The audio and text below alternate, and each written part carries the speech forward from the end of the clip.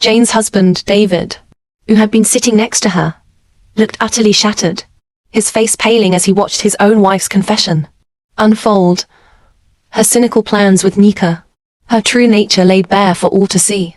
The room descended into a chaotic murmur of shock and disbelief. Emeka sat across from Dr. Okoro, whose face was a carefully neutral mask. "Mr. Emeka," the doctor began, his voice measured, "we've run the preliminary tests for the blood transfusion your son needs.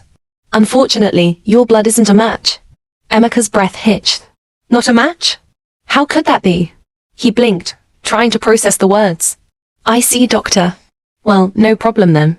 Please, go ahead and source the blood from the bank. And one more thing, if you don't mind. Could you run a DNA test? For me and my son? Just for peace of mind, you understand." He tried to sound casual, but his voice wavered slightly. Dr. Okoro's eyes momentarily held a flicker of something unreadable, perhaps understanding, perhaps pity. He simply nodded. "Of course, Mr. Emeka. We can arrange that." The drive home was a blur. The familiar streets of Lagos, usually bustling with life, seemed to fade into an indistinct background. His mind raced, replaying the doctor's words, dissecting every syllable. "Not a match." The phrase echoed like a death knell in his head. When he pulled into his driveway, the sight of his elegant home, once a sanctuary, now felt alien. Inside, the warm glow of the living room, the comforting scent of dinner, the joyful sound of his two children, 9-year-old Femi and 7-year-old Chaik, laughing with their mother, Nika. It was a picture of perfect domestic bliss, a scene that now felt like a cruel deception. He forced himself to walk in, to embrace Nika, to ruffle his children's hair, all while a growing chill spread through his veins. Later that evening, after the children were asleep, he approached Nika. He chose his words carefully, trying to inject a lightness he didn't feel. "Honey," he began, "I've been thinking. Little Chaik, he's growing so fast. And with all the unexpected illnesses going around, I think it would be wise to take him for a general health checkup. Just a routine thing, you know, to nip anything in the bud." Nika looked up from her book, a slight furrow in her brow. "Oh, Emeka, that's thoughtful. But he seems perfectly fine. And I can take him tomorrow, dear. You have such a busy schedule."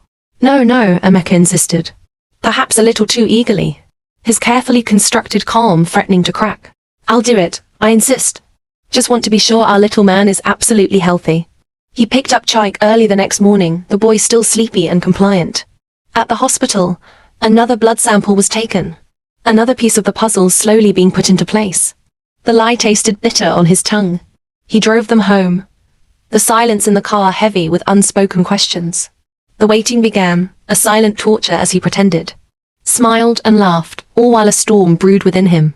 The day the results were ready, Emeka felt a tremor run through his entire body. His stomach churned, a volatile mix of dread and a desperate, foolish hope.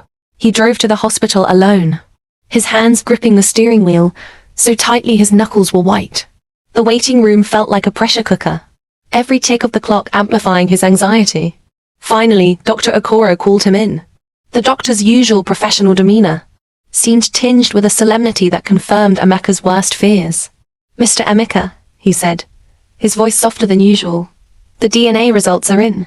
I'm afraid I have difficult news."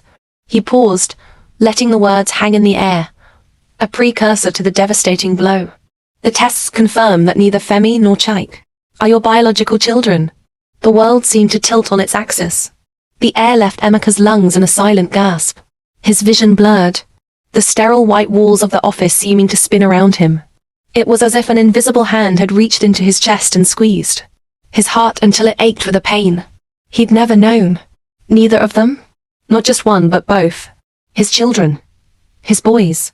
They weren't his. The betrayal was so absolute, so profound. It stole his breath. He managed to nod, unable to form words, his throat tight with unshed tears. He walked out of the hospital in a daze. The vibrant Lagos sunshine outside, suddenly harsh and blinding. The sounds of traffic, the laughter of passers-by. Everything seemed muffled, distant, as if he were underwater. He drove home on autopilot, his mind a chaotic maelstrom of anger, grief, and a bewildering sense of disorientation. The image of Nika, her sweet smile, her loving touch, now felt like a cruel, elaborate mask. How could she? How could the woman he had loved, trusted, and built his life with, perpetrate such a heinous lie? Walking into his home that evening, the deception became almost unbearable. He saw Nika, heard her voice, and every fiber of his being recoiled. Yet he had to put on a brave face. He had to pretend.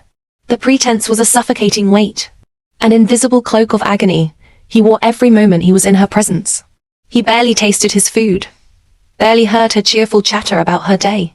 His mind was racing, trying to reconcile the woman before him with the monstrous betrayer revealed by the DNA test, the elaborate trap. Days bled into a torturous week. Emeka lived in a constant state of internal conflict. Confront her?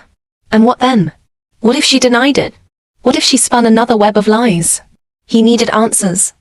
Undeniable proof. He needed to understand the full extent of her deception. And then, a flicker of an idea, dangerous and desperate, began to form in his shattered mind. He approached Nika one evening, forcing a playful lightness into his tone, a stark contrast to the despair gnawing at his soul. "Honey," he began, feigning a wistful sigh. "It feels like ages since we've truly let loose, doesn't it? All this work, this routine. I miss the fun. What do you say we throw a massive party? A 5-day bash right here at the mansion. You invite all your friends, male and female, and I'll do the same. Let's just live a little." Nika's eyes lit up, genuinely excited. "Oh, Emeka, that's a wonderful idea. I'd love that." Her genuine enthusiasm was another painful stab to his heart. He watched her, a knot of revulsion tightening in his stomach. How could someone be so outwardly charming, yet harbor such darkness within? He meticulously drew up his guest list. His close friends, of course, including his best friend Teo, a man he considered family. And then, there was his younger brother, Jide.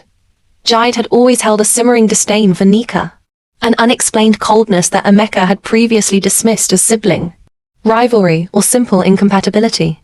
Now, a chilling thought took root. Maybe he knows something.